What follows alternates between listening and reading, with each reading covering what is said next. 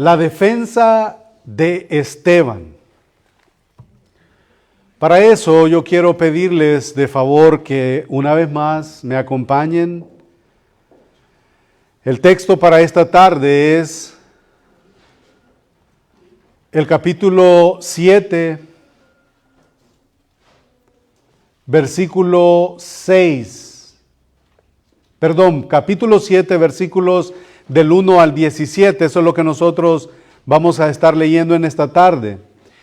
Y si usted estuvo aquí hace 2 semanas, se recuerdan que yo les hice la invitación que leyeran todo el capítulo 7, para que pudiéramos tener una perspectiva o una idea general de lo que el capítulo 7 tiene, y prácticamente es una defensa que Esteban presenta, que se remonta hasta el Antiguo Testamento. Era lo único que tenían, era lo único que conocía junto con sus opositores. Curioso. Y así es como él presenta la defensa. Y si nosotros leemos los 60 versículos que tiene el capítulo 7, nos consumiría demasiado tiempo. Entonces solamente vamos a leer del 1 al 17 por cuestiones de tiempo. Y dice así la palabra del Señor. Hechos capítulo 7, versículos del 1 al 17. Y por favor, antes de entrar a la lectura, siempre hay algo que decir. Por favor, aten el final del capítulo 6 con lo que continúa el capítulo 7. El capítulo 6 ha terminado que pusieron testigos falsos, ¿se recuerdan?, contra Esteban. Y le acusaban de algunas cosas que lo vamos a ver conforme el tiempo vaya pasando. Y vamos a leer entonces el capítulo 7, versículo 1. El sumo sacerdote dijo entonces: ¿es esto así? Y él dijo: varones hermanos y padres, oíd. El Dios de la gloria apareció a nuestro padre Abraham estando en Mesopotamia, antes que morase en Harán. Y le dijo: sal de tu tierra y de tu parentela y ven a la tierra que yo te mostraré. Entonces salió de la tierra de los caldeos y habitó en Harán. Y de allí, muerto su padre, Dios le trasladó a esta tierra en la cual vosotros habitáis. Y no le dio herencia en ella, ni aún para asentar un pie. Pero le prometió que se la daría en posesión y a su descendencia después de él, cuando él aún no tenía hijo. Y le dijo Dios así: que su descendencia sería extranjera en tierra ajena, y que los reducirían a servidumbre y los maltratarían por 400 años. Mas yo juzgaré, dijo Dios, a la nación de la cual serán siervos, y después de esto saldrán y me servirán en este lugar. Y le dio el pacto de la circuncisión, y así Abraham engendró a Isaac y le circuncidó al 8º día. E Isaac a Jacobo y Jacobo a los 12 patriarcas. Los patriarcas, movidos por envidia, vendieron a José para Egipto, pero Dios estaba con él. Noten esto. Esteban lo que está haciendo está predicando. Él está diciendo todo esto. Continuemos en el versículo 10. Y le libró de todas sus tribulaciones y le dio gracia y sabiduría delante de Faraón, rey de Egipto, el cual lo puso por gobernador sobre Egipto y sobre toda su casa. Vino entonces hambre en toda la tierra de Egipto y de Canaán, y grande tribulación, y nuestros padres no hallaron alimentos. Cuando oyó Jacob que había trigo en Egipto, envió a nuestros padres la primera vez. Y en la segunda, José se dio a conocer a sus hermanos y fue manifestado a Faraón el linaje de José. Y enviado José hizo venir a su padre Jacob y a toda su parentela en número de 75 personas.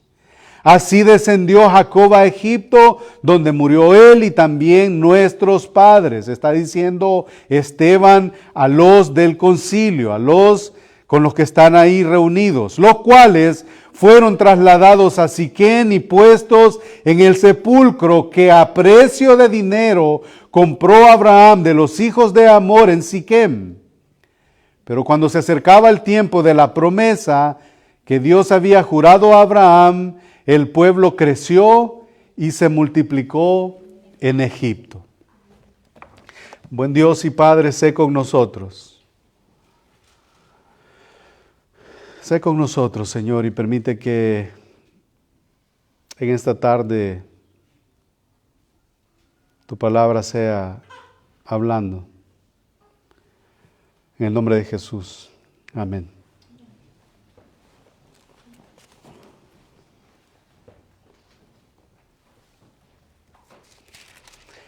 Capítulo 6, versículo 8. Yo lo voy a leer y solamente me siguen. Y Esteban, lleno de gracia y de poder, hacía grandes prodigios y señales entre el pueblo. Entonces se levantaron unos de la sinagoga, llamada de los libertos, y los de Cirene, de Alejandría, de Cilicia y de Asia, disputando con Esteban. Pero no podían resistir a la sabiduría y al espíritu con que hablaba. Entonces sobornaron a unos para que dijesen que le habían oído hablar palabras blasfemas contra Moisés y contra Dios. Y soliviantaron al pueblo y a los ancianos y a los escribas, y arremetiendo le arrebataron y le trajeron al concilio. Y pusieron testigos falsos que decían: este hombre no cesa de hablar palabras blasfemas contra este lugar santo y contra la ley. Entonces tenemos 4 acusaciones: contra Dios, contra Moisés, contra la ley y contra el templo. Pues le hemos oído decir que ese Jesús de Nazaret destruirá este lugar y cambiará las costumbres que nos dio Moisés. Entonces todos los que estaban sentados en el concilio, al fijar los ojos en él, vieron su rostro como rostro de un ángel. El sumo sacerdote dijo entonces: ¿es esto así? Y él dijo: varones, hermanos y padres, oíd. Quise leer ese texto porque, como ya lo hemos escuchado, la Biblia no fue escrita ni en capítulos ni en versículos, era un solo tratado que con el tiempo se fue dividiendo para el beneficio tal vez del mejor estudio de nosotros. La palabra sigue siendo la misma, inerrante, no cambia, sin error, pero para una mejor comprensión lo decidieron así, y así es como lo hemos leído. Y yo quise unir el 6 con el 7, como empieza el 7, para que nos demos cuenta que a Esteban le han armado una trama con la intención de acusarlo de blasfemo. En su contra han usado mentiras, han usado testigos falsos. Eso solo me dice que la maldad en el corazón del hombre no es nueva. O sea, la maldad del hombre viene en nosotros, dentro de nosotros. En su contra han usado mentiras, testigos falsos, y las acusaciones que pesan en su contra tienen que ver con algo que en Jerusalén tenían bien enraizada, y era el judaísmo, y eran las costumbres, y eran el templo, y era Jerusalén, y eran Dios, y era la ley de Moisés, y todas estas cosas. El capítulo 6, versículos del 13 y 14, le hemos leído, y pusieron testigos falsos. Y esos testigos falsos lo que hicieron es acusar a Esteban de que este hombre estaba blasfemando en contra de Dios, en contra de Moisés, en contra de la ley y en contra del templo. Pero ellos están acusando a Esteban sin darse cuenta que lo que hicieron con Esteban es simplemente prepararle el camino para que Esteban se destapara. Porque lo que hace Esteban es, por aquí quieren que me vaya, por la ley, por Dios, por Moisés, por el templo, por Jerusalén y todo eso. Bueno, aquí me tienen y por aquí me voy. Y en el capítulo 7, versículo 1, el sumo sacerdote le pregunta entonces a Esteban, ¿es esto así? Esteban no dijo sí, Esteban no dijo no. Esteban lo único que hizo es decirles, varones, hermanos y padres, yo no voy a decir ni sí ni no, simplemente óiganme. Y la primera cosa que nosotros vemos en Esteban es que lo que él quiere es captar la atención de sus acusadores. Y lo que vemos de inmediato es la reacción del sumo sacerdote que pregunta, ¿es cierto eso?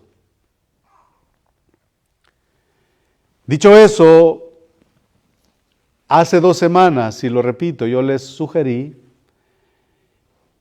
y les pedí que leyeran el capítulo 7 de Hechos para que tuviéramos un cuadro amplio, una pintura o una fotografía completa de lo que trata el capítulo 7. Y mi intención, hermanos, iglesia amada, en esta tarde, no es centrar en cada detalle de lo que Esteban dijo ahí. Porque entonces tendría que ir a Éxodo y vemos ahí a Abraham viviendo en Aram y que tiene que huir de Ur de los Caldeos no vamos a entrar ahí. La intención que yo tengo en esta tarde es que veamos que Esteban se presenta ante el Sanedrín y lo que él muestra, y eso es lo que cada uno de nosotros necesitaría tener, es presentar una defensa bíblica, una defensa razonable cuando alguien nos pregunta de nuestra esperanza. Esa es mi intención en esta tarde. Mire lo que dice Primera de Pedro capítulo 3 versículo 15.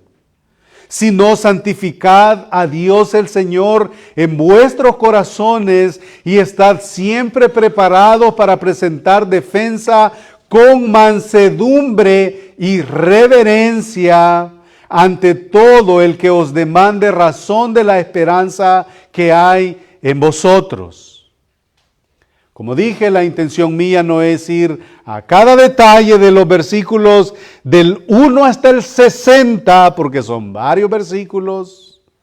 Por la misma razón no le dimos lectura al capítulo 7, pero mi intención es que lo que Esteban hizo, nosotros, cada uno de nosotros que decimos ser cristianos, podamos, si un día alguien nos pregunta, ¿por qué creen en Dios? ¿Por qué son evangélicos? ¿Por qué oran? ¿Por qué leen la Biblia? ¿Por qué se congregan? Que nosotros podamos tener una respuesta razonable y bíblica. Esa es una de las cosas que cada cristiano es responsable de hacer, y lo que vemos en Esteban es precisamente lo que leemos en Pedro. Eso es lo que Esteban hizo. Y esa responsabilidad, hermanos, no recae sobre el liderazgo de la iglesia, que usted tenga defensa en cuanto a su fe. Esa responsabilidad recae sobre cada uno de nosotros. Necesitamos estar preparados para defender nuestra fe. Necesitamos estar preparados para articular una defensa sana, bíblicamente hablando. Lo que vemos ahora entonces es a un cristiano efectivo que se defiende o que defiende bíblicamente lo que cree. Eso se conoce como apología. Presentar una defensa. Hablar en defensa de. Dar una defensa o una respuesta. O hablar de parte de. Eso es lo que significa apología o presentar una defensa. Es por esto, hermanos, que es absolutamente crítico no convertir el evangelio o la cristiandad en un sentimentalismo. Yo no veo a Esteban defendiendo su fe, porque él dijo un día, varones hermanos, oídme. Un día llegaron unos hermanos a mi casa y cuando llegaron yo sentí un escalofrío y yo sentí una presencia en mí y vi a los hombres que estaban ahí vestidos de blanco. No, él no dice nada de eso. Eso sería sentimentalizar el mensaje. Debe de ser presentada una defensa bíblica razonable de nuestra fe. No una especie de un argumento que no tenga nada que ver con la verdad de Dios, y la razón que presentamos tiene que levantar la revelación de Dios. No debo de yo intentar verme cuánto conozco, no debo yo tratar de impresionar al que me escucha. Mi intención al presentar una defensa va a ser exaltar la gloria del Señor, que está plasmada en su palabra. Y en este capítulo 7 vemos a un hombre que da una defensa de su fe y todo lo que tiene que ver con su Biblia. Eso es lo que hace. No tiene nada que ver con cosas externas. Todo tiene que ver con la revelación de Dios. Pero para entender mejor eso, tenemos que decir que lo que Esteban conocía era únicamente el Antiguo Testamento, de la misma manera que lo conocían los demás discípulos. Y este hombre tuvo que dar un amplio recorrido a través del Antiguo Testamento y con el único propósito de apuntar a sus acusadores a Cristo. Eso es lo que él hace. Esteban está hablando a judíos y los judíos conocían lo mismo que él conocía. Y por eso decía yo temprano que lo único que hicieron los falsos acusadores, aquellos a quienes estaban sobornando para que acusaran, testigos falsos, lo único que hicieron fue darle material al hombre, darle argumentos al hombre para hablar de lo que ellos conocían muy bien. Él estaba hablando a judíos y su defensa y su proclamación es del Antiguo Testamento. Sí, hermanos, nuevamente, esto es necesario para todos nosotros. Y aquí voy a hacer más entre paréntesis. Es necesario para todos nosotros, pero es más necesario y de una manera más especial para aquellos que están en el liderazgo espiritual. En Tito capítulo 1 versículo 9 dice que aquel tiene que ser retenedor de la palabra fiel tal como ha sido enseñada, Tito 1:9, para que también pueda exhortar con sana enseñanza y convencer a los que contradicen. Eso es lo que dice Tito 1:9. Acá hay estándares, acá hay características, acá hay requerimientos, acá hay principios para los que asisten a la iglesia y para los que lideran la iglesia. Debemos de ser doctrinalmente sanos y doctrinalmente fieles para refutar a aquellos que contradicen. Y una vez más, usted y yo tenemos que proclamar, tenemos que declarar sana doctrina, refutar el error. Porque ahí siempre en Tito capítulo 1, versículo 10 y 11 dice: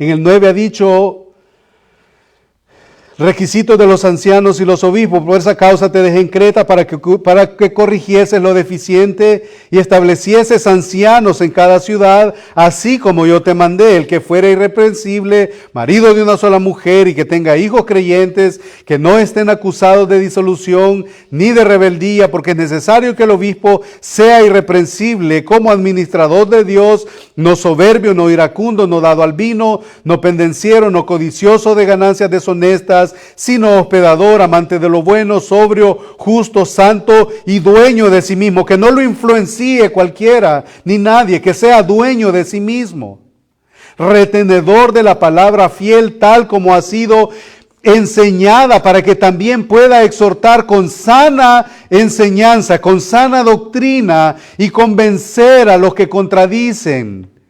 Y el resultado, y por qué es que yo decía, y quiero llegar hasta el 11. Entonces en el versículo 10 dice, porque hay aún muchos contumaces, habladores de vanidades y engañadores, mayormente los de la circuncisión, a los cuales ¿qué? Es preciso presentar una buena defensa como Esteban lo hizo. Es preciso tapar la boca, que trastornan casas enteras enseñando por ganancias deshonestas lo que no conviene. Ven, hermanos, el detalle. Hablando con una persona en el evangelismo de esta mañana, la persona nos decía que pues viene de ver, se considera católico por lo que pude percibir, pero de que puede ver en la iglesia católica corrupción, y también en la iglesia evangélica dice de que ahora lo que sucede, de que se ve mucho que los pastores trasquilan a la gente cuando llega a las iglesias. Entonces, a nosotros que queremos ser fieles a la Escritura y que queremos predicar el Evangelio, nos toca que ir, como les decía a los hermanos, ir a parchar las paredes de la mente de la gente que está dañada. Hay gente que viene de otras iglesias, hermanos, que está dañada. Porque les decía, miren, él decía que todavía de la iglesia católica, él quiso bautizar a su hijo y quería hacer la primera comunión y no sé qué. Le mandan un sobre, pero dentro de ese sobre todavía le mandan como 7 sobres para una ofrenda de aquí, una ofrenda de allá. Y eso no es precisamente de la iglesia católica. También tenemos iglesias que se dicen ser evangélicas, que hacen lo mismo, sangran a la gente. Sangran a la gente. ¿Ve por qué es necesario estar como Esteban, preparados para presentar una defensa? A los cuales es preciso tapar la boca, que trastornan casas enteras, enseñando por ganancia deshonesta lo que no conviene. Pero ¿por qué lo hacen? ¿Por qué lo hacen? Money, dinero. Por eso la iglesia, los líderes, los pastores tenemos que tener sana doctrina para proclamarla y para poder refutar el error. En Hechos 25:16 vemos a Pablo frente a un rey. Dice en el versículo 16 del capítulo 25, a esto respondí que no es costumbre de los romanos entregar a alguno a la muerte antes que el acusado tenga delante a sus acusadores y pueda defenderse de la acusación. O sea, ahí tenemos a un hombre que se tiene que defender, tiene que presentar una defensa. La misma idea de presentar defensa la encontramos en el capítulo 22, versículo 1. Varones, hermanos y padres, oíd ahora mi defensa entre vosotros. Ahí está Pablo otra vez queriendo ser un apologeta, presentar una apología, presentar una defensa. Y eso es exactamente lo que Pablo hizo donde quiera que él iba. Él se convirtió en un gran defensor de la fe del Nuevo Testamento, pero antes de él estuvo Esteban, que fue un gran defensor del Antiguo Testamento. Y lo que Esteban quiso decir en esta defensa es, varones, hermanos y padres, escúchenme, no me acusen de blasfemo. Yo no soy blasfemo. Yo no soy blasfemo, no hay ninguna blasfemia. El sumo sacerdote, quien suponemos, según las fuentes consultadas, es Caifás. Le pregunta en el versículo 1, ¿es cierto todo lo que están diciendo de ti? ¿Has blasfemado contra Dios, contra Moisés, contra la ley, contra el templo? Y estos hombres están enojados al grado que lo llaman blasfemo. Y ustedes saben lo que le sucedía a un blasfemo, a alguien que era acusado de blasfemo. En el tiempo ellos eran ejecutados. No le quedaba más. Sos blasfemo, blasfemás en contra de la ley, en contra de la ley. Si eso es lo que nos manda a nosotros, lo que nos rige. ¿Estás blasfemando en contra de Dios? No, si es que Dios es Dios de Abraham, Dios de Isaac, Dios de Jacob. ¿Estás blasfemando en contra de nuestros padres? ¿Estás blasfemando en contra de Moisés, quien nos dio la ley? ¿Estás blasfemando en contra del templo que es sagrado para nosotros? Muerte le pintaba a Esteban. No había otra cosa. Pero antes de eso, él presenta su defensa y, como dije, esa es mi intención en esta tarde, que usted y yo podamos presentar una defensa, porque al final, como lo vamos a ver, Esteban fue fiel. Y mi intención conmigo y con ustedes es que nosotros podamos ser fiel, porque el Señor tiene cuidado de nosotros y, como lo vamos a ver, el hombre fue fiel. Pero cuando hay un entendimiento entenebrecido, cuando hay una mente cauterizada, va a suceder lo que va a suceder. A este hombre le vieron la cara de un ángel, pero eso no detuvo a aquellos que viven en la oscuridad, no los detuvo para que pudieran cambiar de tema. No. La apología de Esteban pasó a ser más que una defensa. Mire bien, pasó a ser más que una defensa. Esto pasó a ser un ofensivo sermón para ellos, guiándolos a Cristo, y lo hace sin presentar argumentos filosóficos, sin usar argumentos racionales, sin apelar a sus emociones, sin ser un legalista, sin mostrarse hostil ante ellos. Lo hace únicamente caminando y explorando la Escritura, y todo lo que hace es hacer referencia al Antiguo Testamento. Eso es todo lo que hace. Y vemos que Esteban tiene un par de objetivos. Y esta es nada más la primera parte del capítulo 7. La siguiente semana, si el Señor nos tiene con vida y nos tiene con bien, vamos a seguir estudiando el capítulo 7. Pero por este domingo vamos a ver un par de cosas que Esteban tenía en mente cuando él presenta su defensa. ¿Y sabe cuál era la primera cosa que él tenía en mente? Quiero que me escuchen. Quiero que me escuchen. ¿Me están acusando de blasfemo? Ok, pero oídme, escúchenme. Y él empieza su argumentación con algo que para ellos fue, qué agradable suena esto. Estás hablando de la ley de Abraham, de Isaac, de Jacob, de Moisés, de la ley, del templo. Y todas estas cosas, el tema captó su atención. Ellos se sintieron atraídos por lo que el hombre empezó a hablar. Y empezó a decir, quiero que me escuchen. Y ese debe de ser su objetivo y el mío cuando evangelizamos a alguien. Yo no quiero ser hostil cuando yo me acerco a alguien y empezar, pecador, no, está descansando, está sentado aquí. De hecho, podría estarse fumando su cigarro. Está tranquilo el humo aquí. No, o sea, tratar de no sonar tranquilo, acerquémonos.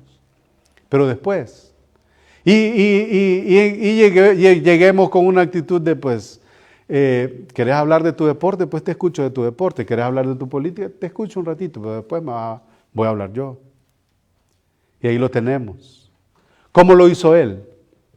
Lo hizo hablando acerca de lo que más les interesaba a ellos. Y lo hace yendo inmediatamente precisamente a su historia. Acá está frente al Sanedrín.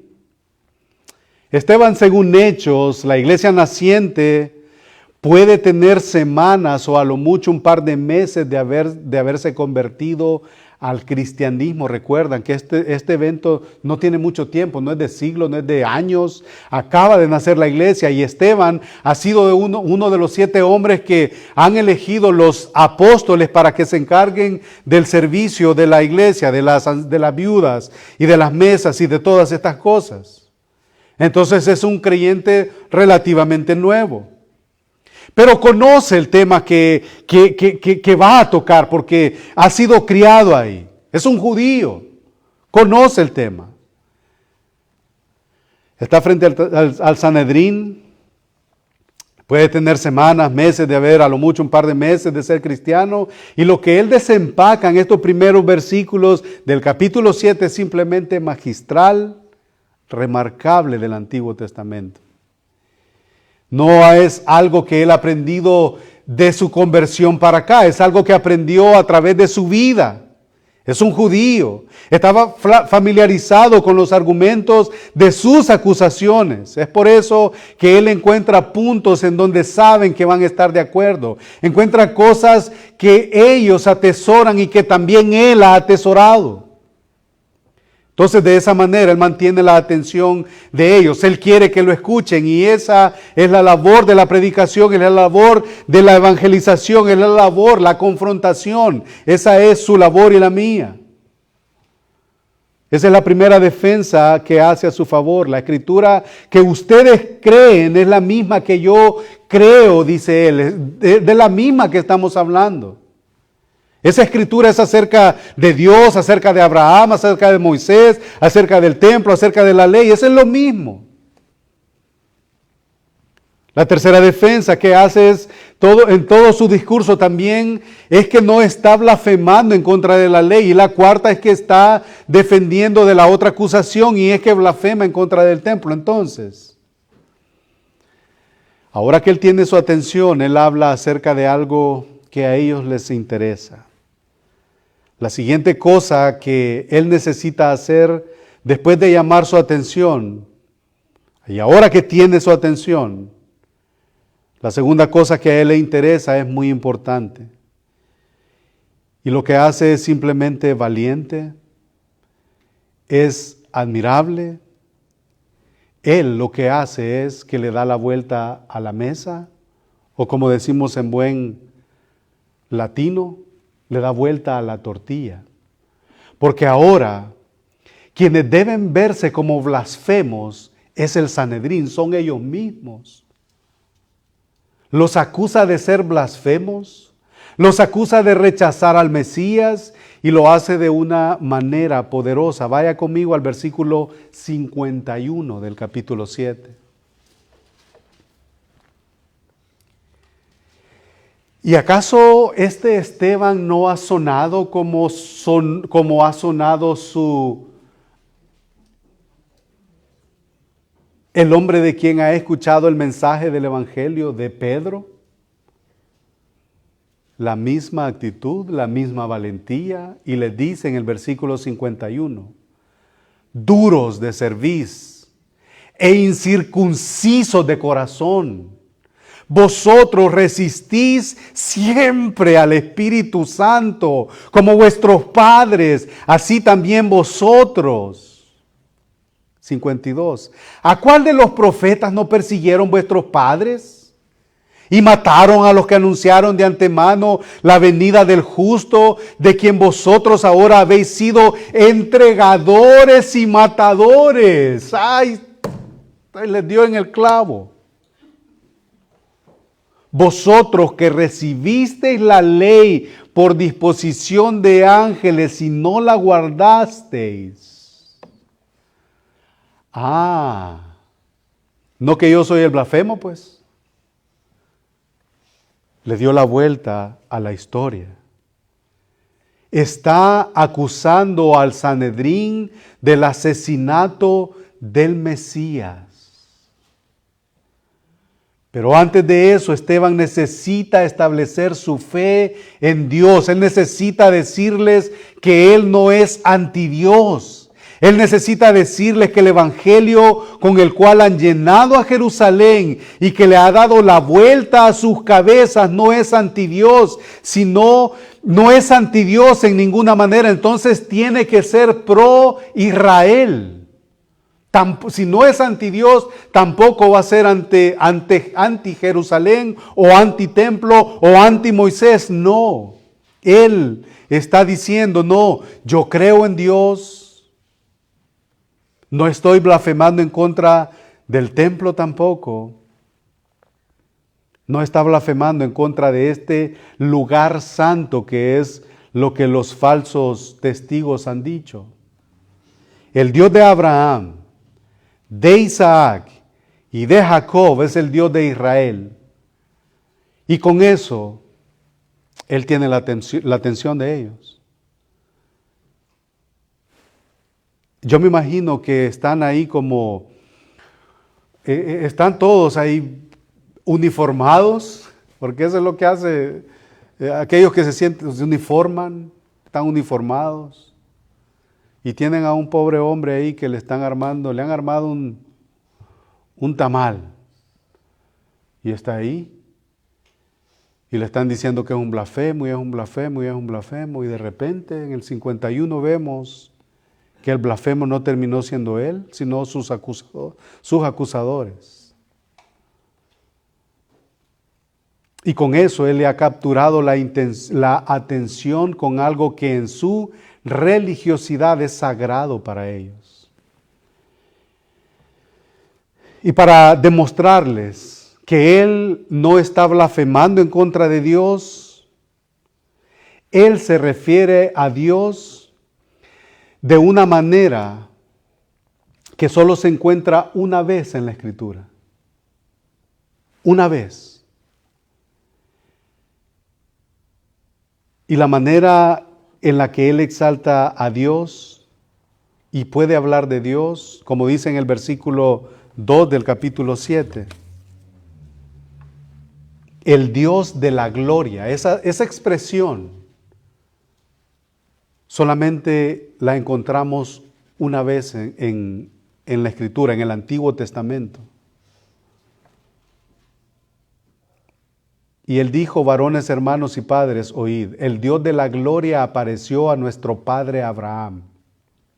Esta audiencia conocía lo que Esteban les estaba diciendo. Conocían el Antiguo Testamento, conocían los Salmos. Y los Salmos es donde nosotros encontramos. Vaya conmigo al Salmo 29, por favor.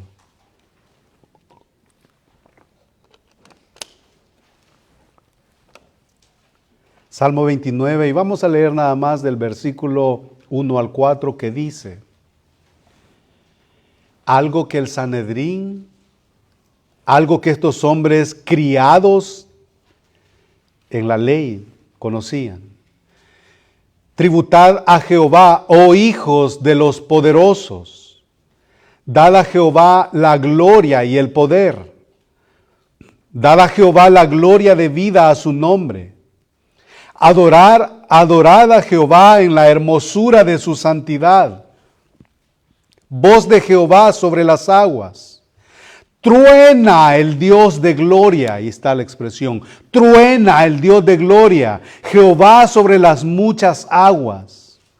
Voz de Jehová con potencia. Voz de Jehová con gloria.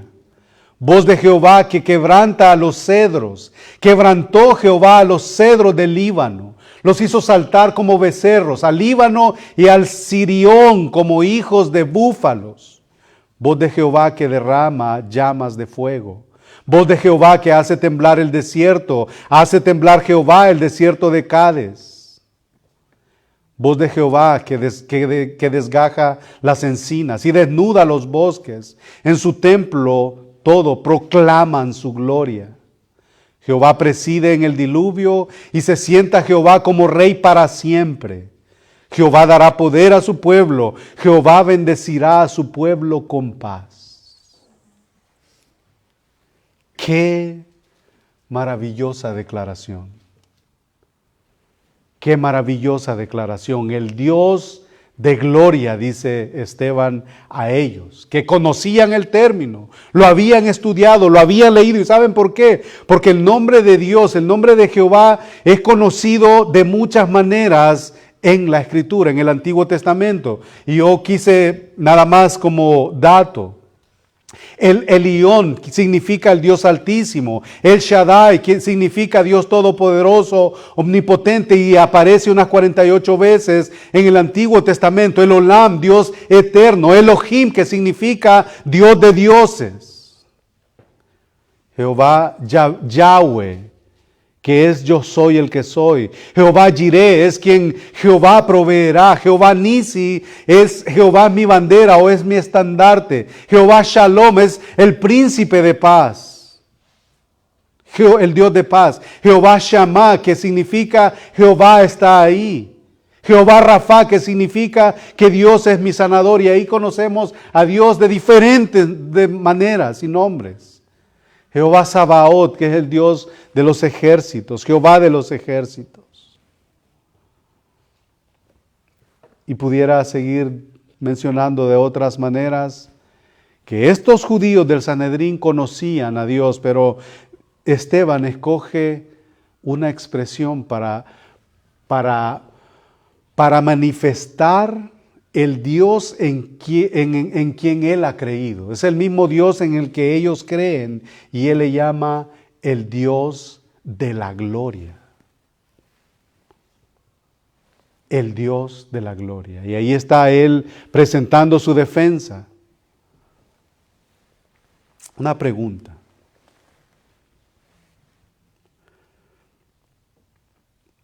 Yo sé que para todos es un reto. Para mí lo es. Cuando me toca que no necesariamente presentar una defensa, cuando voy a evangelizar, cuando mis hijos me preguntan unas cosas que me retan, ¿estoy yo preparado para eso?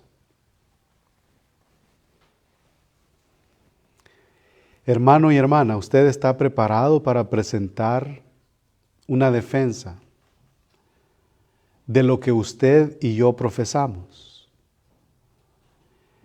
Yo dije temprano que esa era mi intención en esta tarde. Que cada uno de nosotros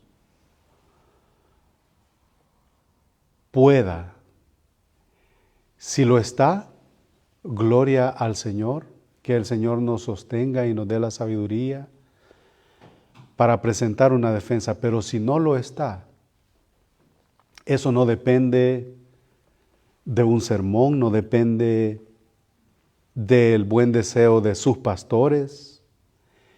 Eso depende de usted y de mí. ¿Cuánto yo me meto con la Escritura?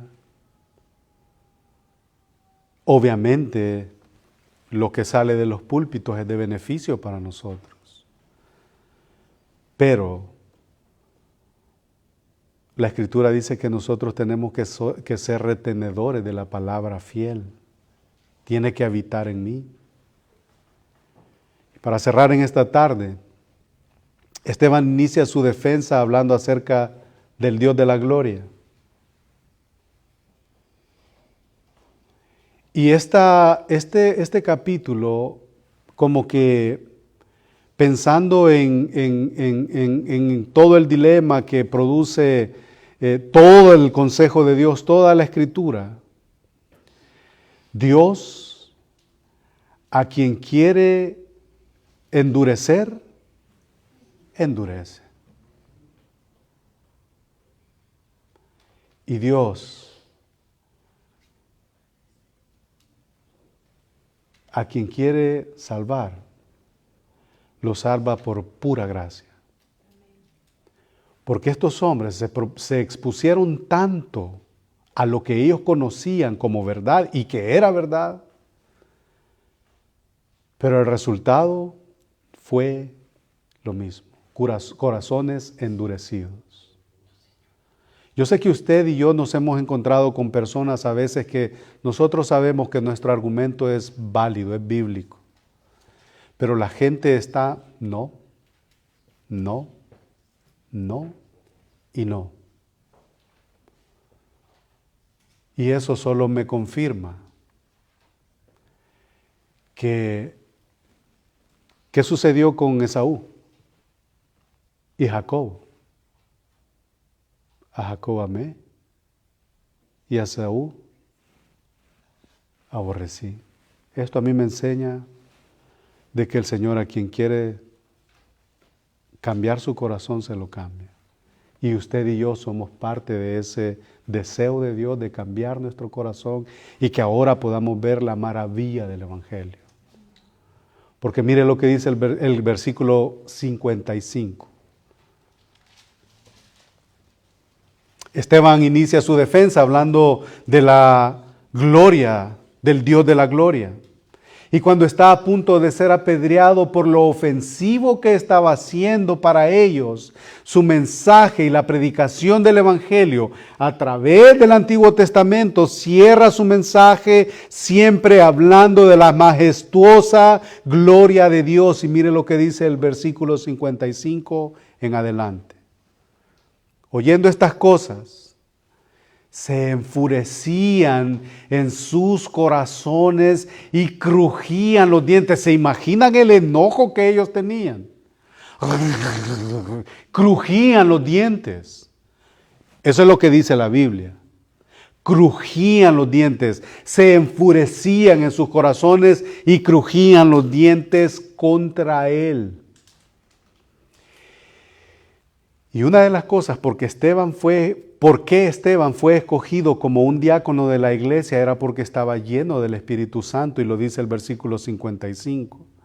Pero Esteban, lleno del Espíritu Santo, puestos los ojos en el cielo, mire lo que vio. Les empieza hablando acerca del Dios de la gloria y mire lo que vio.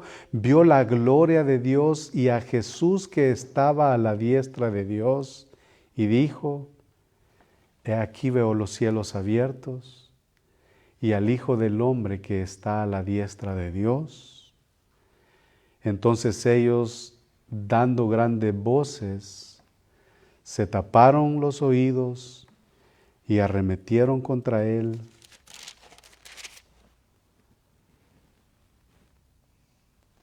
Y echándole fuera de la ciudad, el corazón endurecido no cambió. Si nosotros negamos la elección de Dios, negamos la palabra de Dios. Y esto es lo único que me lleva a pensar, y quiero que piense conmigo, ¿qué hice yo para que Cristo me invitara a comer con Él? ¿Qué hicimos? No hicimos nada.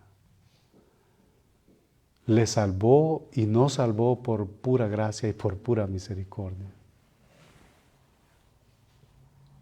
Ellos, dando grandes voces, gritaban, se tapaban los oídos. Lo agarraron, arremetieron contra él.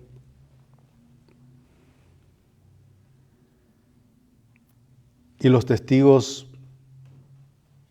pusieron sus ropas a los pies de un joven que se llamaba Saulo. Hermanos,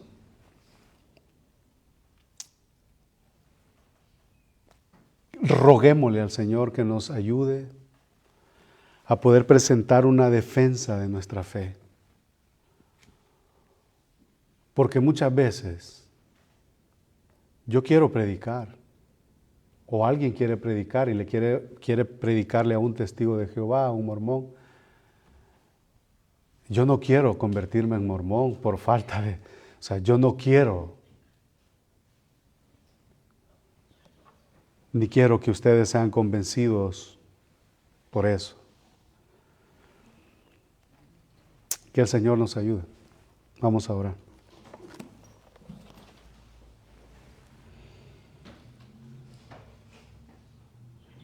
Buen Dios y Padre que estás en el cielo, una vez más te agradecemos por tu favor, por tu misericordia. Pedimos, Señor, que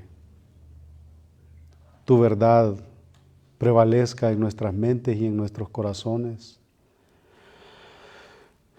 Que tu nombre pueda, Señor, ser exhibido, que tu gloria, Señor, pueda ser anunciada por nosotros fielmente, valientemente, constantemente. Perdónanos, Señor, porque muchas veces somos incrédulos, que tu palabra está ahí y no lo hacemos. Te ruego, Señor, por mi vida, que me ayudes, que pueda, Señor, ser fiel a tu palabra. Y te lo pido, Señor, porque yo soy falible, yo soy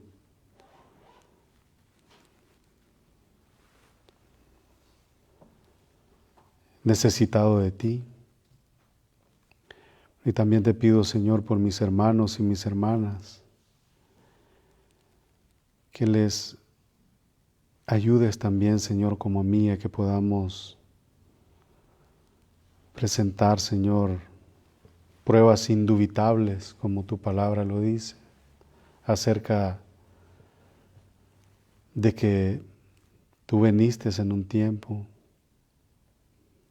tuviste tu ministerio terrenal, fuiste clavado en una cruz, sepultado,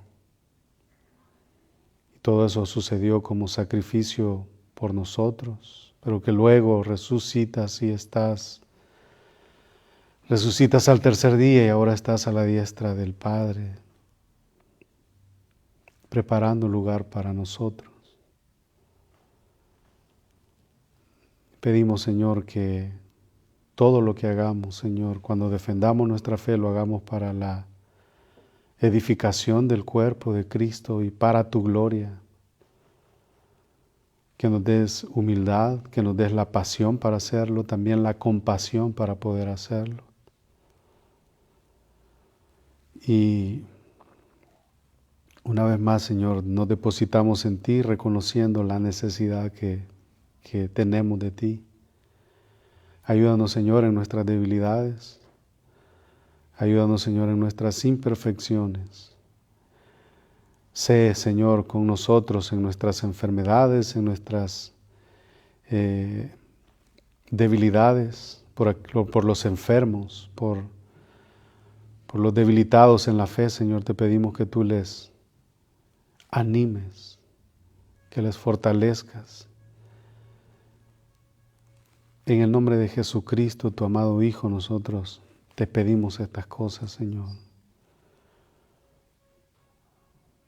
para la gloria de tu nombre, Señor. Amén.